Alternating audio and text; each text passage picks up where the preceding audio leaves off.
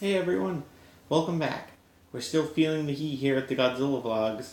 It's day 7, actually day 7 this time, and we're moving into the last installment in Godzilla's Island Adventure series. Godzilla, or Son of Godzilla, rather. I know last night I said I wasn't very excited to be doing this one. It's usually not one of my favorites, but at the same time, sort of a running joke with me and my friends is that every time I do one of these big marathons where I watch all the Godzilla movies in chronological order, there's something that I like to call the redemption movie, which is a movie that previously I would have cited as one of my least favorite Godzilla movies that, for some reason, on this specific watching, becomes one that I just love. And I think this time, it might be a little early to say this, Son of Godzilla might be that redemption movie. It still doesn't really stand up next to the greats. It's no Ghidorah the Three-Headed Monster, it's no Monster Zero. But at the same time, I have to say, I really enjoyed watching the movie this time. Bringing me right into the plot, this movie starts off with a big jetliner that's flying through the South Pacific on their way to Sulgel Island. That's right, we're not on Lecce Island anymore this time. That's gone forever. This time we're moving over to Sulgel Island. And this plane's coming with us. As it's flying through, it suddenly starts getting some interference in its controls, which it says can be caused by brainwaves. Toho had a thing with brainwaves at this point. They come up in a lot of movies. They were a big deal in Monster Zero. They mentioned them in the English dub of Ghidorah the Three-Headed Monster. But in this movie, we don't know where the brainwaves are coming from yet, but it appears that Godzilla is responding to them because sure enough, there he is, right in the way of our plane. The plane manages to fly around him and makes its way to Sulgel Island. By the way, this is one of the worst Godzilla suits. I don't think anyone would argue with that. I don't have a visual way to show it to you this time. I don't own a toy of this Godzilla suit. But it's just, take my word for it, not a great one. It's mostly in the face. He's got sort of like a weird, almost frog-like face this time. It's hard to really describe it. His snout's not long enough, I think, for my taste. But anyway, Godzilla's kind of ugly in this movie. It's the only movie where they use this suit. They had started to get into the practice of using suits for multiple movies, but I think even Toho knew that this wasn't one of their better suits, and so they abandoned it after this one. I think they use it for water scenes sometimes in later movies. But anyway, on Sulgel Island, there are a group of scientists conducting climate research. What they're trying to do is create a machine that can change the weather. They believe that in 100 years, the world will reach its population max, and there won't be enough resources or food available on the Earth to sustain the growing population. And so what the point of their experiment is to create a machine that can control the weather in hopes that they can start making use of the Arctic or the deserts in a way where they can start using those for agriculture and growing more food. Which, probably isn't the best idea. We usually shouldn't mess with the climate, is what I've learned. And so they're trying. That's all that matters.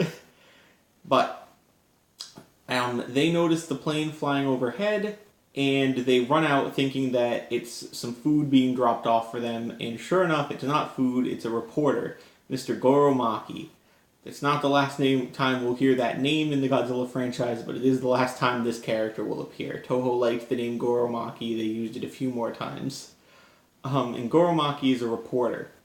And he's here to conduct some research, or to report on the research going on the island, which is supposed to be a secret experiment, so they're not super pleased to see him at first, but they sort of get used to him, and they decide to let him stay as long as he cooks for them and sort of helps keep their research station clean.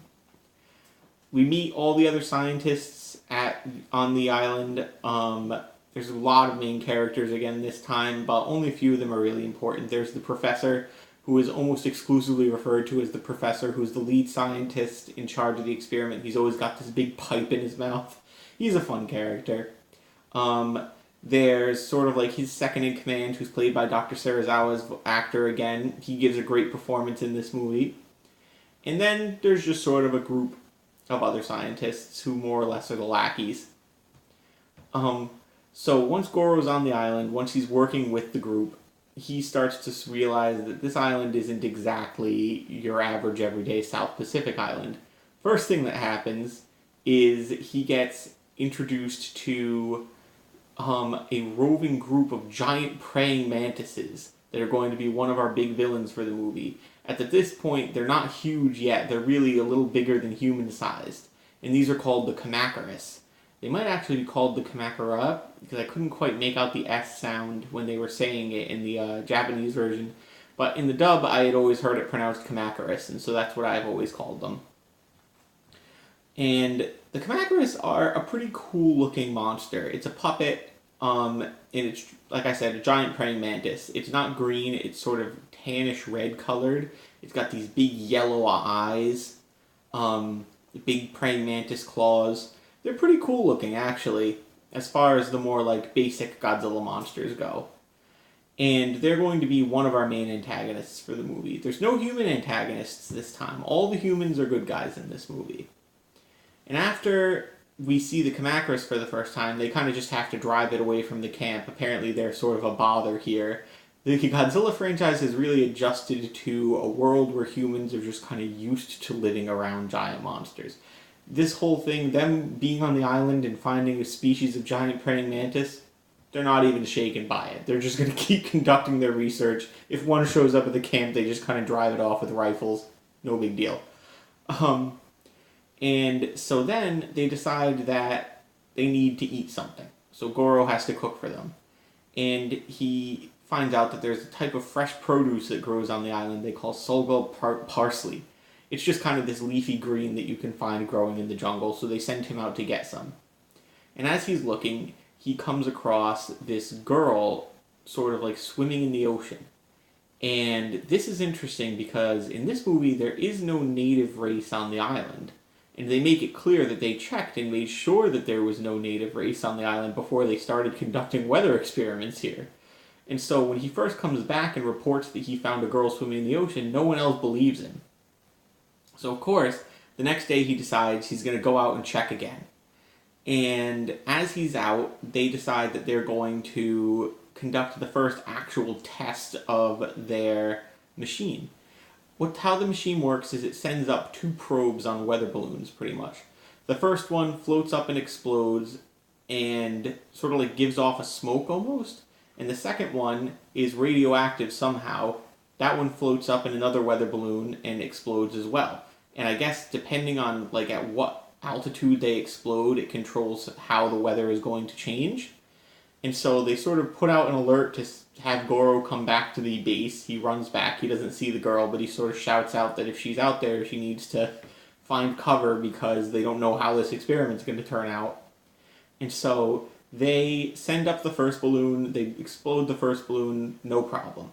They send up the second balloon, the radioactive one, and suddenly they start getting the same interference on their machines that the plane got at the beginning. And they can't control when it explodes too low, and it really messes with what they were trying to do. They were trying to bring the temperature on the island down a little bit, and instead it raises the temperature to, I had to look this up because they say Celsius for everything, 158 degrees on the island for like 4 days, and there's violent thunderstorms. It really fucks this island up. And all the men have to stay inside the base for like 4 days while this horrible climate is just tearing through the island. When they come out, most of the men want to abandon the experiment at this point because the island is a little wrecked right now. Their base is pretty wrecked. The thunderstorms did a number on all their equipment. But Serizawa's character says that the radio isn't working, and so they can't call for help or for someone to come get them, which is a lie. He's lying because him and the professor want to continue the experiments. One of the men decides that he's going to go complete like island madness, grab a rifle and run off and try to like swim away almost, and they catch him by the time he gets to the beach, and they sort of like get some sense back into him. And as they're standing there on the beach, suddenly something is rapidly approaching from the ocean. And it's cool. It's this great shot where they look out into the ocean and like you can see like the ocean is like splitting and getting closer and closer to them. And sure enough, it's Godzilla. It's one of the few times where in the Shower series at least, where we really get to see Godzilla approaching from underwater. One of the biggest highlights, I think, of the Island Adventure series is that you really get a lot of shots of like the aquatic Godzilla, which I always liked. And so they all run back to the base, and Godzilla comes ashore, and he kind of wrecks the base a little bit. He like careens through that thing. Godzilla was coming in hot in this movie. Runs through the base, destroys a lot of it, and then goes off into the jungle. So now Godzilla is just on the island with them, and still, they don't really try to leave the island. Now the radio is actually destroyed, and so they need to fix that before they can leave anyway, but like at no point do they really seem particularly worried that Godzilla is on the island. The problem is, Godzilla is not the only monster on the island now. Those Kamacuras that we saw earlier that were like a little bigger than humans are now fully Godzilla-sized. They're huge. The radiation that fell down from that failed weather experiment mutated them, and now they're bigger than ever. And there's 3 of them that are gathered around this sort of like big rock formation, and they're beating it up with their claws.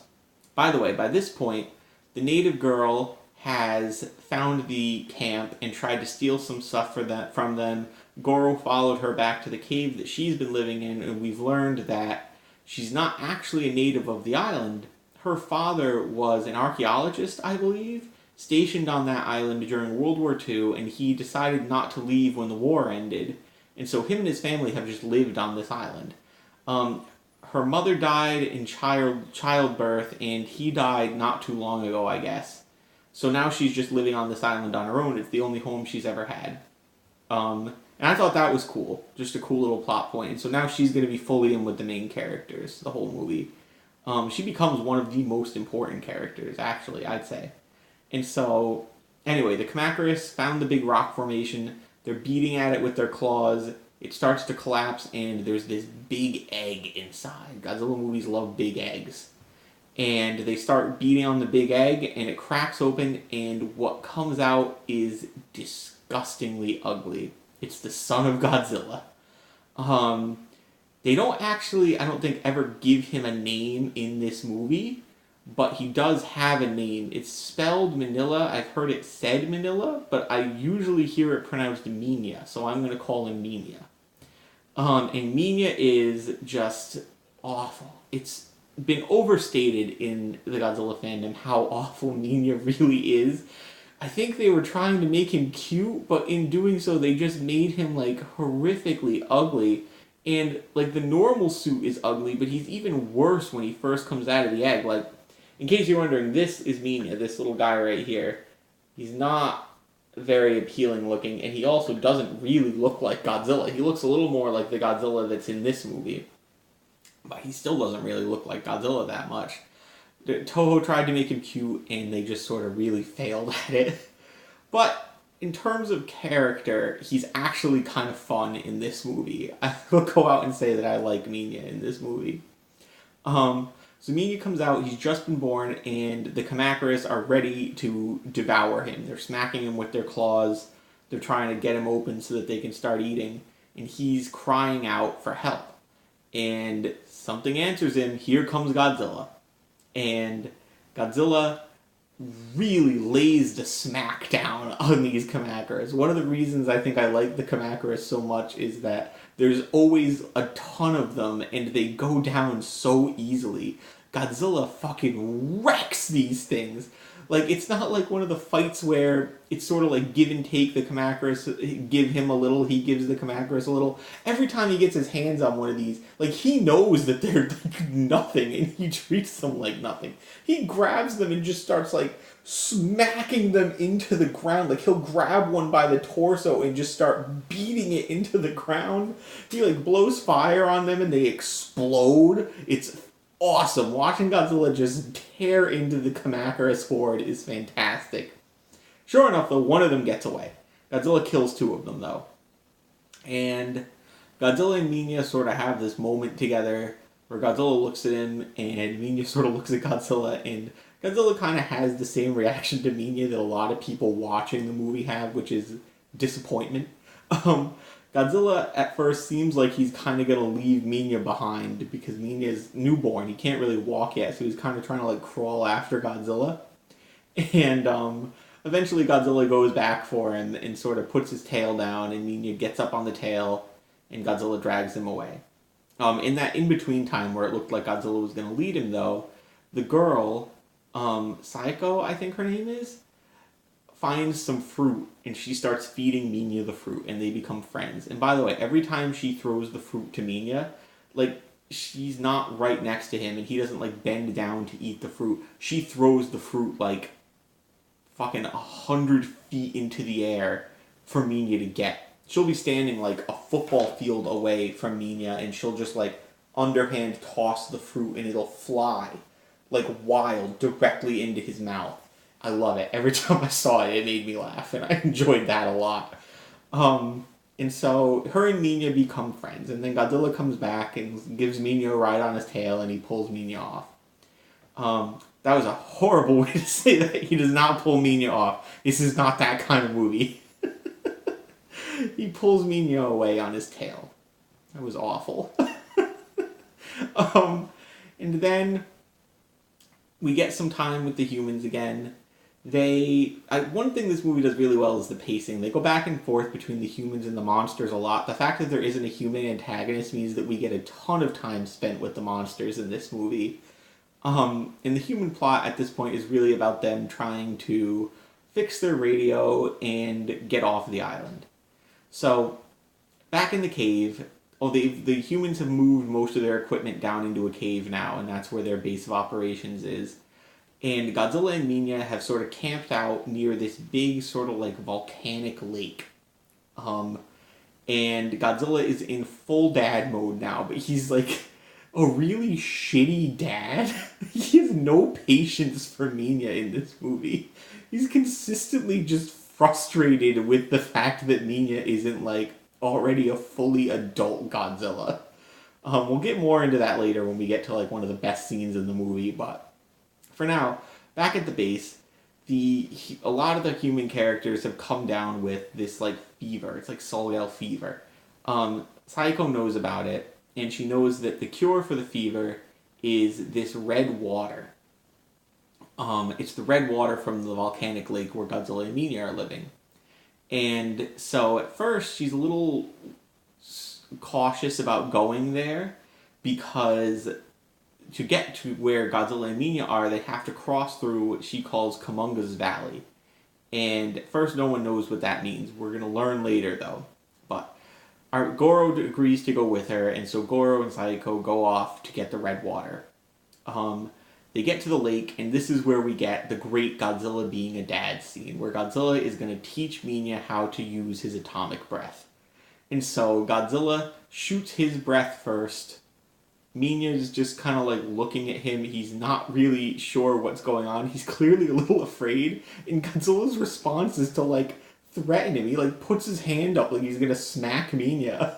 He does it a few times, and finally Minya like goes up to the lake.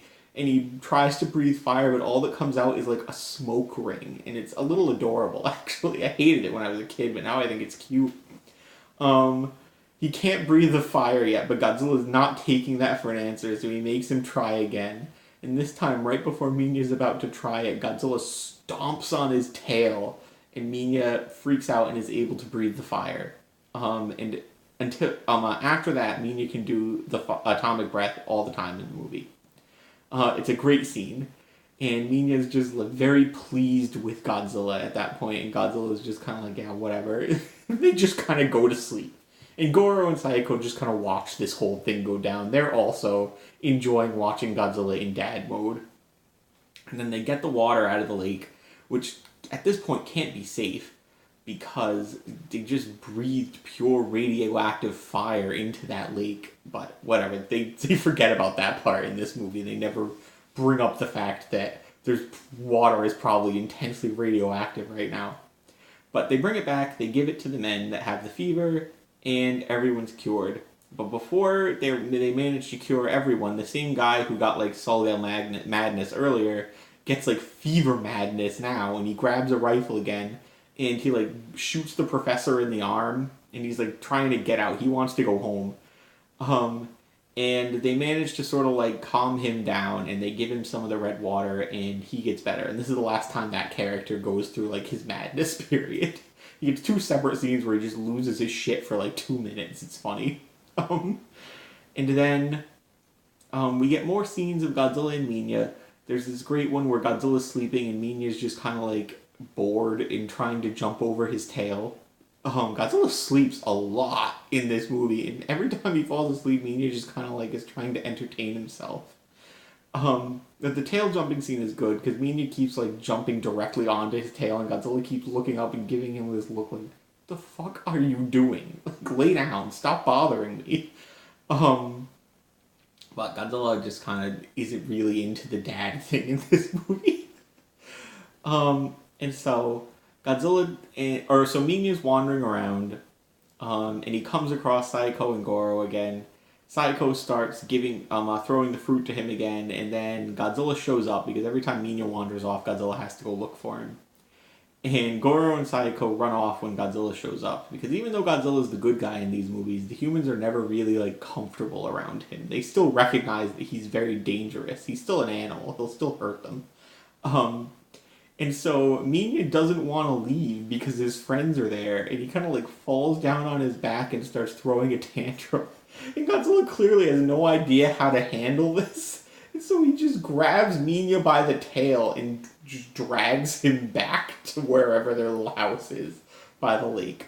And so mostly this is just going to become me talking about specific scenes in the movie because this one doesn't have too much of an overarching human plot. It's really just scenes. And so at another point, Minya wanders off and he comes across the Kamacuras again. Oh no, this isn't Minya wandering off. Saiko is out gathering herbs to put on the professor's arm because it got shot, and the Kamakura shows up, and she does this cool little like vocalization thing. Like it's almost like she makes this whistling sound with her mouth, and that's how she calls Minya to her.